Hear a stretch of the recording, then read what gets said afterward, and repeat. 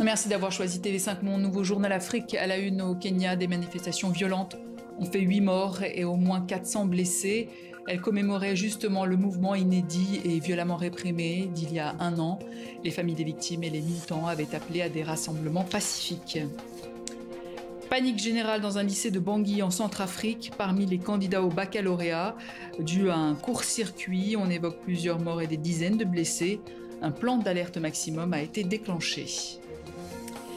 Et puis c'est une figure montante du dancehall en Afrique de l'Ouest. Queen Rima, prix découverte RFI 2025. Elle continue son ascension et sera en concert ce jeudi à Paris au New Morning. En attendant, elle sera avec nous en fin de journal. Il y a un an déjà, les manifestations avaient fait au Kenya une 60aine de morts. Un an après, les manifestations ont une nouvelle fois dégénéré. On parle pour l'heure de 8 morts et au moins 400 blessés. Les détails avec Ndari Kaline Lopi et Véronique Pérez. Jet de pierre contre gaz lacrymogène. La manifestation pacifique a tourné à l'affrontement ce mercredi à Nairobi. À quelques mètres de là, le Parlement kényan est sous haute protection. Car ces jeunes manifestent contre le pouvoir. Sur les pancartes, le président William Ruto est pris à partie.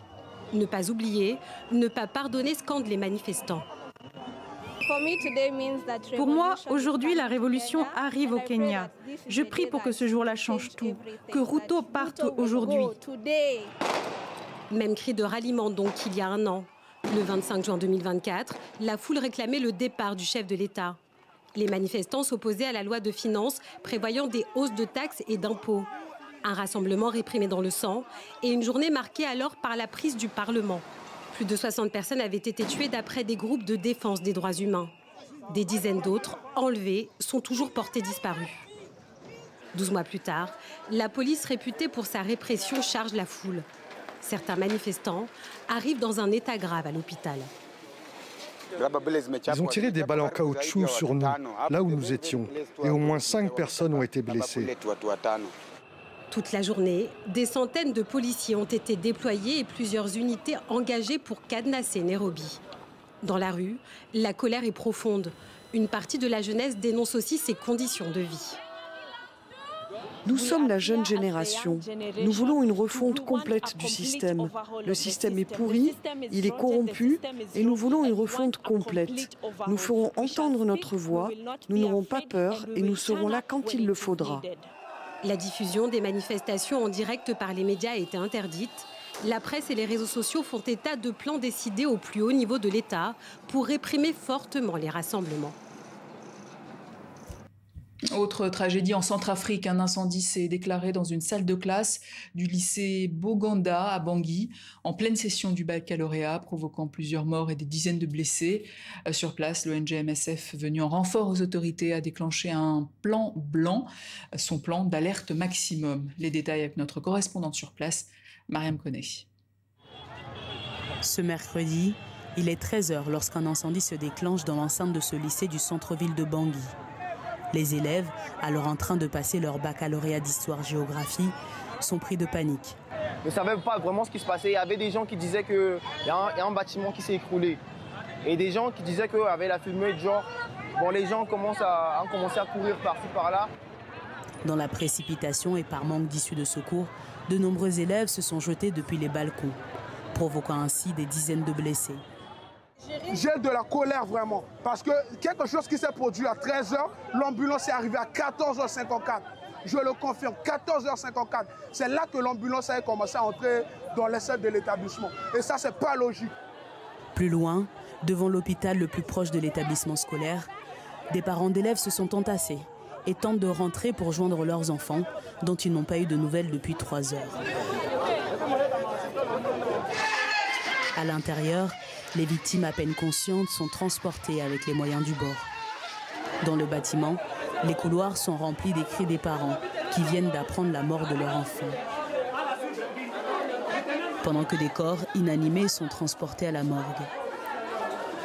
Mais quelques chanceux qui ont réussi à être pris en charge sont encore sous le choc. Les surveillants qui étaient censés nous garder ont fui en premier, alors nous aussi on les a suivis. J'ai sauté de l'étage, mais je suis tombé sur le bassin. Nous étions nombreux. Certains ont été blessés, d'autres ont eu des fractures et il y en a même qui sont morts sur place. À quelques pas de là, devant la morgue, la colère des parents d'élèves est palpable. Normalement, les enfants auraient dû être soignés dans l'hôpital. Mais au lieu de ça, on les a amenés directement à la morgue. Il y en a eu au moins 3. En fin d'après-midi, le ministère de l'Éducation nationale a fait savoir que des mesures seront prises rapidement pour élucider les circonstances de cet incident. Autre bousculade en Côte d'Ivoire, le RHDP, le parti au pouvoir, a confirmé au cours d'une conférence de presse le décès de 4 personnes et des blessés lors d'une bousculade qui s'est produite dimanche dernier à la sortie du stade d'Ebimpe en marge du congrès du président Alassane Ouattara.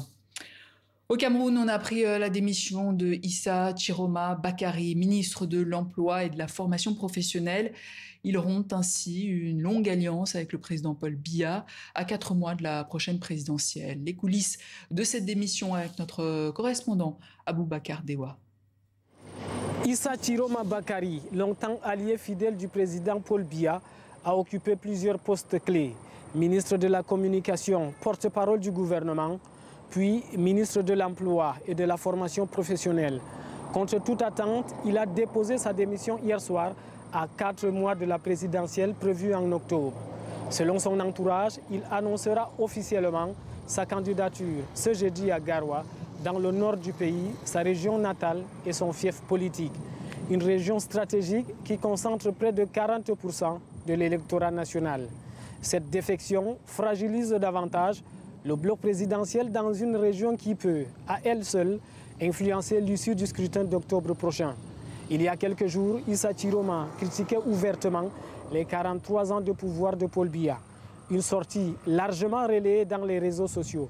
À ce jour, le président camerounais, Paul Biya, n'a toujours pas annoncé s'il sera candidat à sa propre succession. En Ouganda, le président Yoweri Museveni, à la tête du pays depuis 1986, sera candidat à sa réélection lors du scrutin prévu en janvier 2026, annonce faite par son parti, le Mouvement de résistance nationale. Yoweri Museveni est âgé de 80 ans. Au Burkina Faso, une liberté de la presse sous menace il y a un an. L'enlèvement du journaliste d'investigation Atiana Serge Oulon ainsi que d'autres confrères réquisitionnés par l'armée. Leurs proches sont toujours sans nouvelles d'eux, sans compter d'autres arrestations du même type.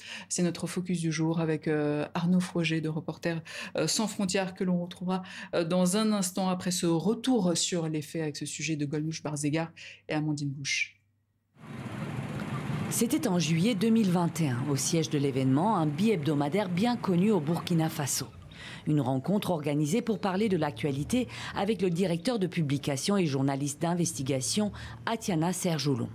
Une figure de la presse burkinabé, aujourd'hui portée disparue depuis un an.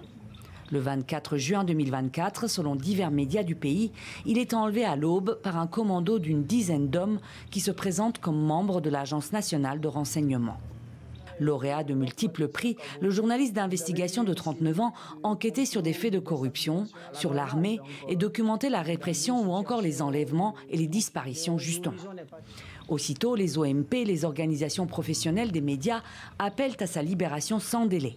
Un an plus tard, il est toujours porté disparu et son cas n'est pas isolé. Depuis le coup d'État d'octobre 2022 et l'arrivée au pouvoir du capitaine Ibrahim Traoré, plusieurs autres journalistes et chroniqueurs sont portés disparus.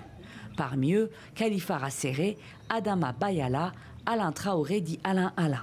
En octobre 2024, les autorités du pays ont annoncé que certains d'entre eux étaient réquisitionnés dans l'armée burkinabé. Concernant les allégations de disparition forcée des journalistes Serge Oulon, Adama Bayala et Khalifa Rasseré, il convient de relever que ceux-ci n'ont pas fait l'objet de disparitions forcées. Ils ont été réquisitionnés sur la base du décret portant mobilisation générale et mise en garde. Ils exécutent leurs réquisitions dans une localité du pays et contribuent aux côtés des forces armées nationales et des forces de sécurité intérieure aux opérations de sécurisation du territoire. Aucune image d'eux n'a été rendue publique, mais des vidéos d'autres journalistes réquisitionnés et envoyés au front circulent sur Internet. Gezuma Sanogo et Boukari Ouoba, président et vice-président de l'Association des journalistes du Burkina, et Luc Pagbelgem, journaliste de la télévision privée BF1, sont ainsi filmés en tenue militaire sur cette vidéo apparue sur les réseaux début avril. Plusieurs ONG dénoncent ce qu'elles qualifient d'enrôlement de force dans l'armée au Burkina Faso. Une pratique unique en Afrique selon Reporters sans frontières qui place le Burkina Faso au 105e rang de son classement 2025 de la liberté de la presse. En 2022, le pays occupait la 41e place. Arnaud Froger, bonsoir. Bonsoir. Vous êtes responsable du bureau investigation chez Reporters sans frontières et ancien responsable du bureau Afrique. Alors que sait-on de plus sur le sort de ces journalistes? Où ils sont? Comment ils vont? Malheureusement, pas grand-chose. Ouais. Votre reportage le montrait, cette toute petite vidéo concernant ces 3 journalistes, c'est le seul élément officiel et probant qu'on a été en mesure de réunir. C'est une situation qui est insoutenable pour les familles, qui est dramatique pour la société burkinabé dans son ensemble. J'aimerais prendre au mot ce représentant du ministère de la Justice qui d'ailleurs dans ses déclarations faisait suite à une intervention de RSF et être démenti sur le fait que ce sont des disparitions forcées. On ne demande que ça, à être démenti, à avoir des preuves de vie pour 7 journalistes aujourd'hui qui ont été enlevés, réquisitionnés de force. C'est une situation totalement unique sur le continent. Il n'y a aucun autre pays qui mobilise ces journalistes pour les envoyer sur le front. Alors des réquisitions qui sont autorisées par le décret de mobilisation générale adopté il y a 2 ans, en 2023, et qui permet d'enrôler des hommes d'au moins 18 ans pour participer à l'effort de guerre, disent les autorités.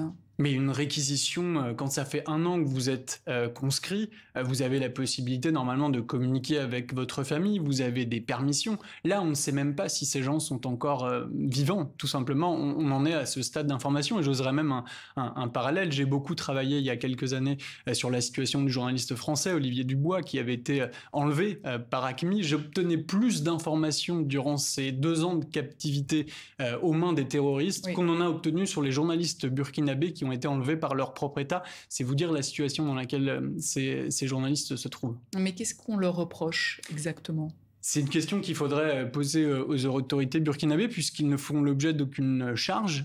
Donc on imagine que c'est un traitement non patriotique de l'information puisque les autorités burkinabées insistent beaucoup sur une vision finalement très patriotique et très alignée de l'information. Aujourd'hui, si vous voulez exister pour être journaliste au Burkina Faso, il faut être dans une forme de complaisance ou d'alignement. Sinon, vous êtes contraint à vous taire ou pire, à disparaître comme ça a été le cas d'au moins 7 journalistes depuis 1 an. Et au Burkina Faso, plusieurs médias internationaux ont été interdits de diffusion. Qu'en est-il des médias nationaux ? Ils sont à l'agonie, les médias nationaux. Encore une fois, le Burkina Faso était classé à la 35e place, 38e place, il me semble, il y a 5 ans, en 2020. Donc ça le situait entre un pays comme l'Italie et la France en matière de possibilité d'exercer la profession de journaliste. Aujourd'hui, le Burkina Faso est 105e. Il y a des médias qui sont suspendus. Il y a des correspondants étrangers qui ont été contraints de partir, d'être expulsés. J'ai moi-même des contacts de journalistes burkinabés qui sont aujourd'hui exilés et qui me disent parfois des vieux journalistes, des vétérans de la presse comme on dit, qui ont plusieurs dizaines d'années d'expérience et qui me disent que c'est une situation jamais vue dans leur pays, y compris sous l'ère Compaoré, qui n'a pas toujours été la plus facile pour la presse dans ce pays. Plus globalement, quelle est la situation au Sahel ? RSF parlait dans un rapport de désert de l'information. Elle est extrêmement difficile avec son nouvel allié diplomatique, les États du Sahel, donc la Russie, pour ne pas la citer. Ces pays-là n'ont pas importé que des armes et des mercenaires, ils ont aussi importé un système de prédation de l'information, de mise au pas de l'information avec tout ce qui va avec. Il y a des médias qui sont régulièrement suspendus, Joliba TV, Canal 3 au Niger plus récemment. Il y a pas mal de journalistes, pareil, qui ont été contraints de se taire ou qui ont été contraints à l'exil. On va sortir prochainement un documentaire sur les radios communautaires au Sahel qui prend finalement à rebours cette histoire et qui va montrer aussi les formes de résilience et de résistance qui s'exercent dans les coins les plus reculés où des journalistes utilisent des stratégies, parfois en jouant sur la langue, en jouant sur les mots, en créant des réunions publiques pour quand même tenter de faire passer de l'information, pris entre le joug, entre deux feux si j'ose dire, celui des djihadistes et celui de la répression de leurs gouvernements respectifs. Arnaud Froger, merci. Je rappelle que vous êtes responsable du bureau investigation chez Reporters sans frontières. Merci. Il est à l'affiche de l'exposition collective Corps et âme à la Bourse du commerce à Paris. L'artiste Guidéon Appa s'est aussi installé pour quelques jours dans un espace temporaire parisien, la Galerie 1957, qui le représente à Accra et à Londres.